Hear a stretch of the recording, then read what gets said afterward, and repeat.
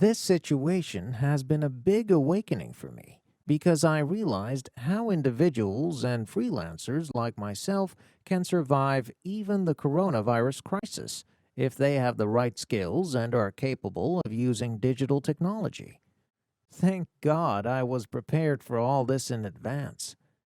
If I had tried to start after the coronavirus crisis began, I might have felt overwhelmed at the thought of having to learn everything all at once.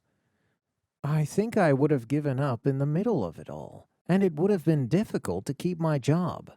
Giyuri is in her mid-50s, close to my age. Nevertheless, she is always interacting with passionate young people, and because of that, she was exposed to new technologies.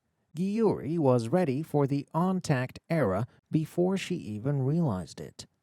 The spirit of on-tact is about taking the initiative to move forward to connect with the world.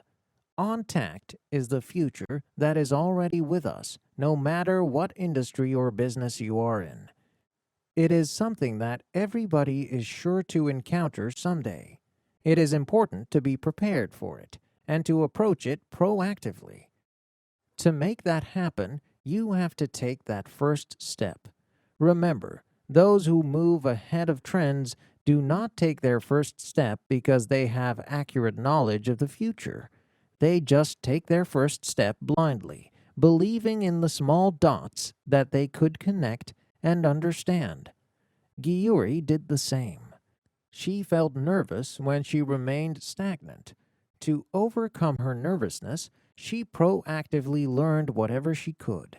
Even while studying, she must have wondered if it would make any difference.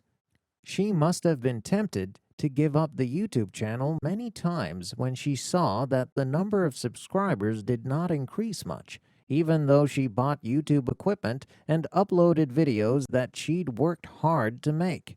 Nevertheless, Giyuri did not give up, and eventually she realized her own on-tact. Among the freelancers whose livelihood is directly dependent on going online, there are quite a few who are making timely moves.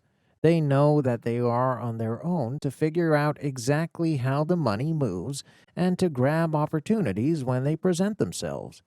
On the other hand, those who are employed by a company may not be so keyed into the on-tact trend unless they are working in relevant departments. They don't even bother to think about how to reconnect the broken channel between them and their customers. But now even their jobs are not secure.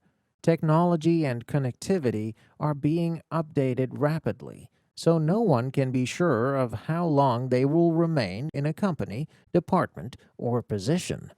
They will soon feel the sense of urgency with which freelancers are all too familiar. Even under the dark clouds of coronavirus, there are essential elements in our daily lives that never change. What we eat, how we sleep, shop, meet people, and work. The only way to unclog the channels that are blocked by the coronavirus is to immediately start taking whatever actions you can to incorporate on-tact into all these areas of your life. Even if you're not sure that the project you want to start will be successful, you have to go ahead, even if you are uncertain. At a time when the world is full of uncertainties, winning and losing depend on who starts first and how fast. A small but fast first step, taken courageously, will transform you into somebody who is fit for the on-tact era. On-tact can be your answer, but only if you connect yourself immediately. The shortest way to realize the first formula, on-tact, depends solely on your willingness to connect. Chapter 5. Reboot Formula 2. Digital Transformation. It would be awesome if you were my big sister. Then you could nag me and coach me in ways to have a better life while living under the same roof with me. I know, that would be great. but I only have one body. This is a conversation that I frequently have with people who attend my speeches or watch my videos. I can read sincerity and earnestness in their eyes when we talk. I have many fans who are younger than me and would like me to be their mentor. It is not possible because I'm always so busy that I hardly have time to see my own children and employees as often as I want to. But what if it could really happen? Not long ago, I read an article about an English-speaking artificial intelligence robot.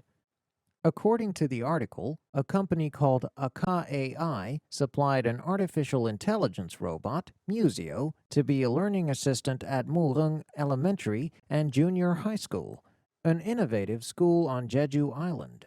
Museo can communicate fluently in English thanks to the deep learning algorithms that power it.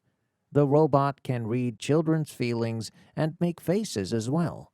The whole thing was remarkable. When I read this, I started to imagine the possibilities.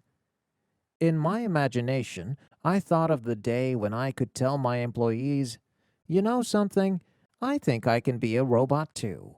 I need big data and AI to make it happen. That's important, and I think I know how to do it. First, I would collect data, including personal information about my fans, such as their age and occupation, and I would also collect data on their consumption habits, hobbies, interests, and favorite book genres.